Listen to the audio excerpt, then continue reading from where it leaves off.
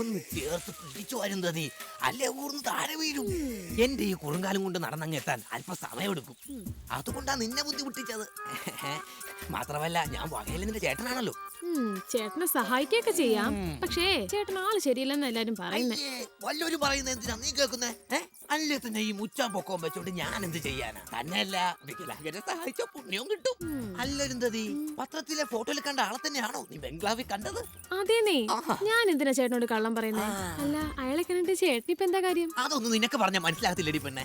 കേരളത്തിലെ മന്ത്രിസഭയെ താഴെ ഇറക്കാനുള്ള ഒരു ബോംബ് ഇന്ന് ഞാൻ പൊട്ടി. ശരിയാവത്തില്ല കേട്ടോ.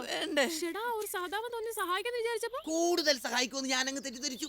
പിന്നെ ബംഗ്ലാവിലേക്ക് ഞാൻ വരുന്നില്ല, ഇവിടെ നിൽക്കാം. നീ അവനുമായിട്ട് സംസാരിക്കും, ഞാൻ കണ്ടോളാം. ഞാൻ കൂടെ വന്നാലേ അവൻ ചിലപ്പോ വെളിയിലിറങ്ങില്ല. അയാളെ ഒറ്റ കൊടുക്കാൻ വല്ലതാണോ? ഒന്ന് കാണാൻ മാത്രം. അവൻ തന്നെയാണോന്ന് അറിയാമല്ലോ. നീ ചെല്ല് ചെല്ല് ചെല്ല്. ഈ ചേട്ടൻ പറഞ്ഞാലും കേക്കും. ഏതായാലും മേനോൻ സാറ് ചത്തുപോയി.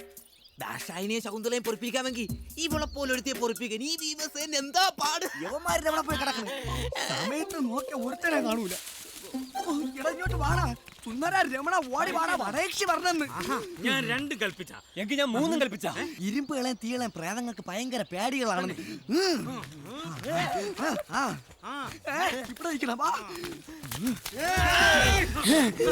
നീ ആ കണ്ണുകൊട്ട മുതലാളിയെ കല്ലറയിൽ അടച്ചു വന്ന വടയക്ഷി ഫോറസ്റ്റ് ഓഫീസറുടെ ചോര ഊറ്റി കുടിച്ചവളെ. രക്തയക്ഷി, നിന്നെ ഞങ്ങൾ രക്തസാക്ഷിയാക്കും. അയ്യോ, ഞാൻ യക്ഷിയൊന്നും അല്ല. യക്ഷി അല്ലെങ്കിലും പോ. ഓടി വരണേ, ഒരു യക്ഷിയെ പച്ചജീവനോടെ കിട്ടിയേ. നേരാതെ വെട്ടാൻ പറ്റുവാടാ. നിന്നടിയോടാ പിന്നെങ്ങനെ വെട്ടുവാടാ. നിക്കാൻ ഞാൻ ഒന്ന് വെട്ടി നിർത്തട്ടെന്ന്. മണ്ടന്മാര്, ഇവ ലക്ഷ്യാണ് പിന്നെ ഒറിജിനൽ ലക്ഷ്യം എങ്ങനെ ഇരിക്കും? ഇനിയിപ്പൊ ഞാൻ തന്നെ പോയി നോക്കാം. ഇവനെ പിടിച്ചു കൊടുത്താ 1 ലക്ഷം രൂപ വരെ ഇനാൻ കിട്ടുമെന്നാണ് പത്രത്തിൽ കണ്ടത്. ഇനിയിപ്പൊ അവൻ തന്നെയാണോ ഇവൻ? എന്തൊരു നാടാണ് ഇത്. ജീവിക്കാനേ പറ്റത്തില്ല. ഇതെന്തോ കഷ്ടപ്പെട്ട് ചേർപ്പാടേ. ഇനി എന്തായാലും ഇവിടെ താമസിക്കുന്ന പ്രശ്നമില്ല. പിന്നല്ലാതെ എന്തരടാ ഇത്? പല ആലയങ്ങളും കണ്ടിട്ടുണ്ട്. ഇതെന്തരാലയോ? പ്രാതങ്ങളെ സംസ്ഥാന കമ്മിറ്റി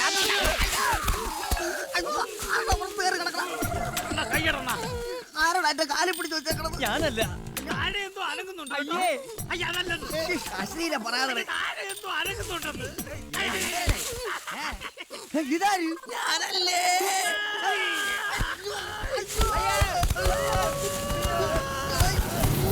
ഇത് ഉരുട്ടോണ്ടിരിക്കാൻ ഒരു അടയർ നോക്കിയാ പോക്കണ.